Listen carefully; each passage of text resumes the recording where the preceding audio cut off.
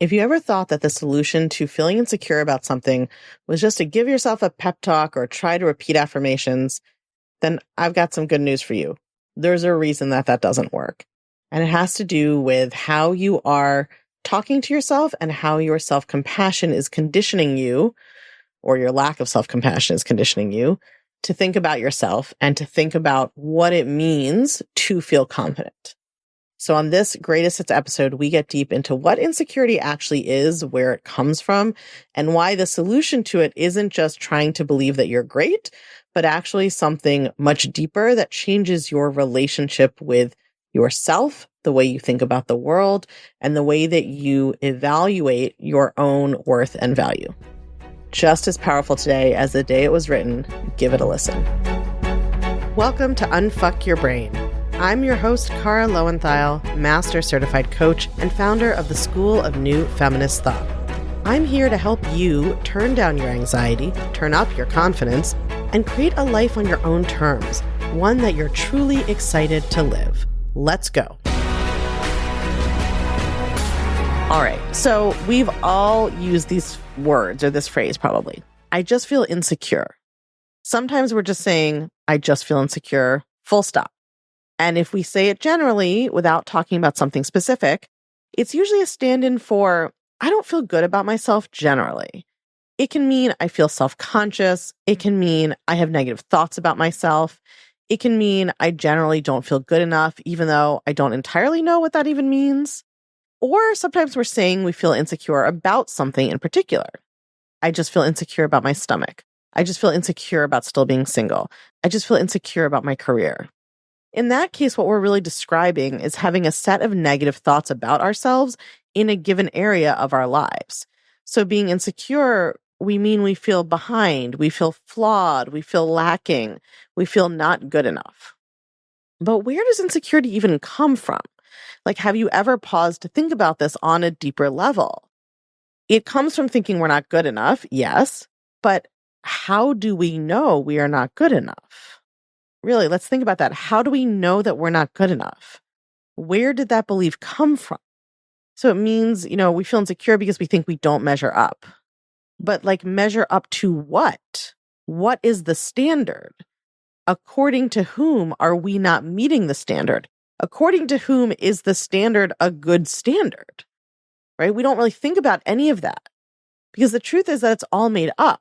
Society invents impossible standards for women to try to achieve. And as we talk about often here, they're often essentially contradictory. So don't be a prude, but don't be too sexual. Don't let yourself go, but don't be vain about your looks. Don't always be dieting, but also don't eat too much. Don't be too ambitious or care about making money, but don't be lazy. Don't want a man to just take care of you either. Don't be a gold digger. And also, while you're doing all that and making sure that you follow those impossible standards perfectly, you also just need to make sure that everyone who knows you or has heard of you or met you once 10 years ago thinks highly of you in all areas of your life at all times. So we have all these impossible standards that we're trying to live up to all the time. And we feel insecure because we are not managing to meet them. And of course, we're not managing to meet them. That's by design. It's absolutely impossible to meet them. We only know that we're supposed to feel insecure about something because we've been taught to compare ourselves constantly to everyone around us and to an abstract, impossible set of ideals that society gave us. If you imagine if you just grew up in the forest raised by wolves, right, you wouldn't have all these ideas of who you're supposed to be and how you're supposed to measure up and how you're competing with everyone else and you need to compare yourself to everyone else. You would be free of all of that. So it's really important to understand that your brain has been programmed to feel insecure. The way we think it works is, I compare myself to others or I compare myself to who I think I should be, and I see all these places that I'm lacking. And so I naturally feel insecure. That makes sense. But that's not actually how it works. That's actually backwards. We do not do an objective evaluation of ourselves and then feel insecure about the areas where we don't measure up. It's actually the other way around. Your brain is programmed from the beginning to feel insecure. Before you even know why, you are absorbing the message from society, from your family, from media, from everything around you, that you are supposed to be perfect and you aren't worthy unless you are perfect, right? A very gender-based message that people socialize as women get. So you have an existing sense of insecurity, an existing pattern of thinking insecure thoughts, an existing habit of feeling bad about yourself. Those things actually predate having these specific places you feel that you are lacking, right? You have this habit well before you even have a career to evaluate. You are taught to think of yourself this way well before you even have romantic or sexual interest in anyone. You are programmed to have this belief system from the beginning. And then your brain goes around looking for different circumstances to attach it to. So your brain is actually on the hunt for anything to quote unquote justify this feeling of inadequacy that society programmed into you before you even know how to compare yourself to other people or to these, more adult social standards. So the upshot of this is that our natural instinct about how to solve insecurity is absolutely wrong. It's natural that we think that the way to stop feeling insecure is to fix the area of our life where we feel insecure, right? Just try to change the circumstance or at least hide it from ourselves. So like if we just don't wear anything that shows our stomach, then we won't feel so insecure about people seeing it. If we just can get a partner, then we won't have to feel insecure about being single. If we just get promoted, we won't have to feel insecure about where we are in our career. It all seems to make sense, but it actually doesn't fix the problem. And if you think about it, I bet you have experienced this. Like you change your circumstance and yet you still feel insecure about it. Or you change your insecurity to something else. So maybe you find you're insecure about dating, you find a partner, but you still feel insecure because now your brain is telling you, yeah, but this is like your first real relationship and everyone else has already been married for a decade. And if you had found a real relationship earlier, then you would already be living together, already be married, or already have kids. It's still shameful that it took you this long. Maybe there's something wrong with him that he does want to be with you, right? Your brain just is doing that.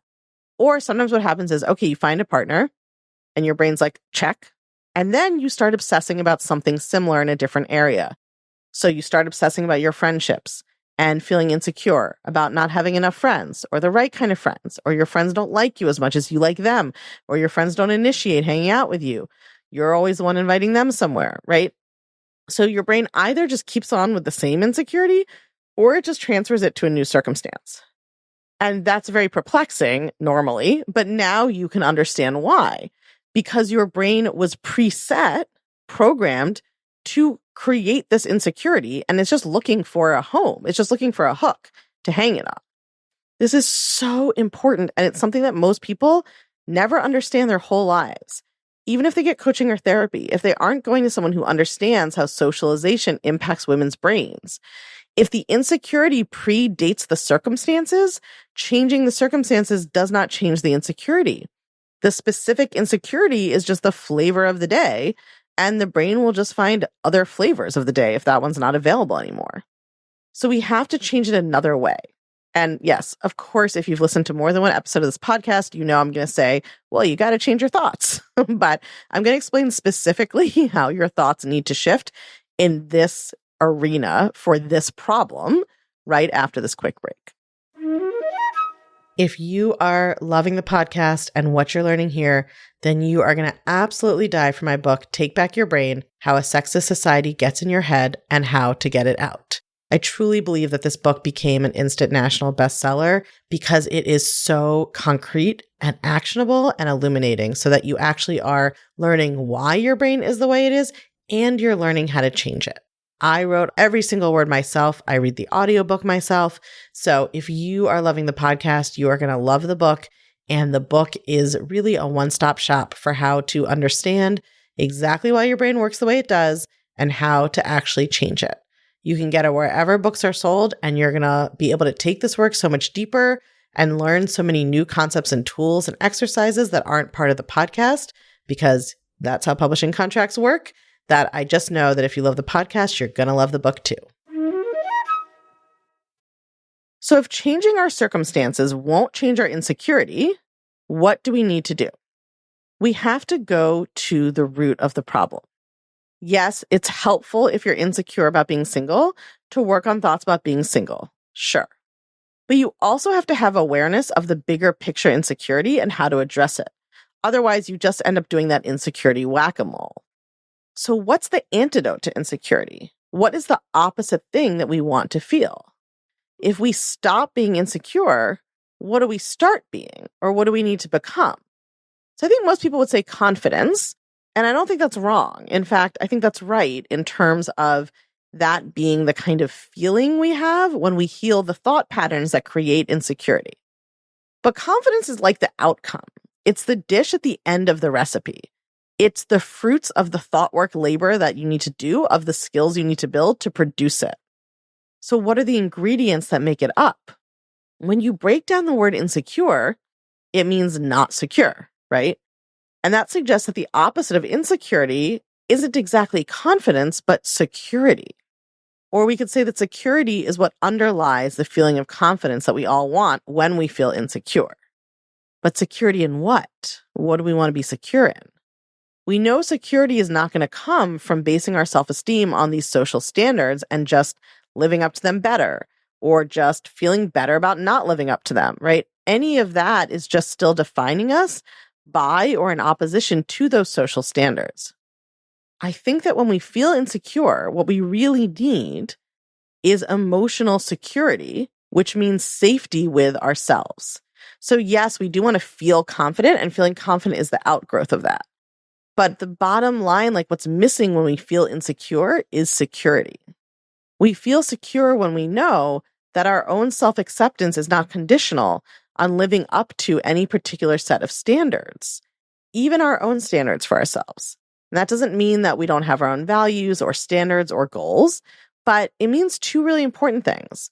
First, we have to be sure that any standards or goals we have really are ours, and that we like our reasons for having them.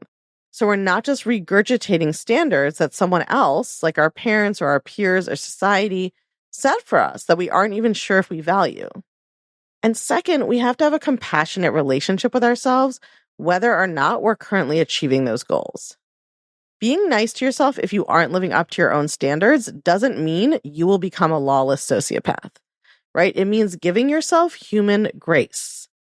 If you have those two things, if you have standards and goals you've set for yourself based on your own values, and you have a compassionate relationship with yourself, then you don't feel insecure. You know why you have a goal or a standard or a value. So you're only trying to live up to things you actually care about, which already removes a lot of insecurity. And that allows you to have compassion for yourself if there are some you aren't able to reach yet. Because when you've chosen it for yourself, you understand why you have it and why it matters. When society gives you a goal or a value or standard, the reason you want to live up to it is just to be good enough for society to validate that you're worthy. So of course, anytime you're not meeting it, you feel insecure, you feel unsafe, because your very worth is in question. But when you've chosen your own values and standards and goals, you've chosen them for better reasons than like proving to patriarchy that you're good enough to exist. If you have a value of being kind, for instance, and you're not kind, you can have curiosity and compassion about why, because you don't regard yourself as fundamentally unworthy just for having an unkind moment.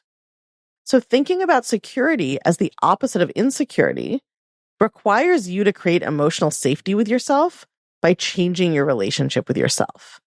That's where confidence can spring from, right? We have to feel safe before we can feel confident. We have to feel secure before we can go adventuring. We have to feel stable before we can dream big and show up bigger. So when we feel insecure, the question is, how do I create security for myself? So if you feel insecure a lot, here's what I want you to do. Pick an area where you feel insecure. First, get really clear with yourself on what the standard is that you're measuring yourself against and feeling insecure about. So ask yourself, where did that standard even come from? Do you want to believe in that standard? Do you care about it? Is it really something you want to spend your life trying to live up to? And if you do, or even if you don't, but it feels like you don't know how to change it yet, what would it look like to create more emotional safety for yourself right now? What could you practice thinking that would redirect your brain from insecurity to creating more security with yourself? How can you start believing just a little bit in your value and your worth beyond those social standards? Or even if it's your own personal standard and you're not quite living up to it. That's where security grows from, and that's how we solve insecurity for good. Did you know that Take Back Your Brain, my first book, is available on hardcover, ebook, and audiobook? And I read the audiobook myself. So if you love the podcast, you are going to want to make sure that you get a copy of Take Back Your Brain, How a Sexist Society Gets in Your Head and How to Get It Out.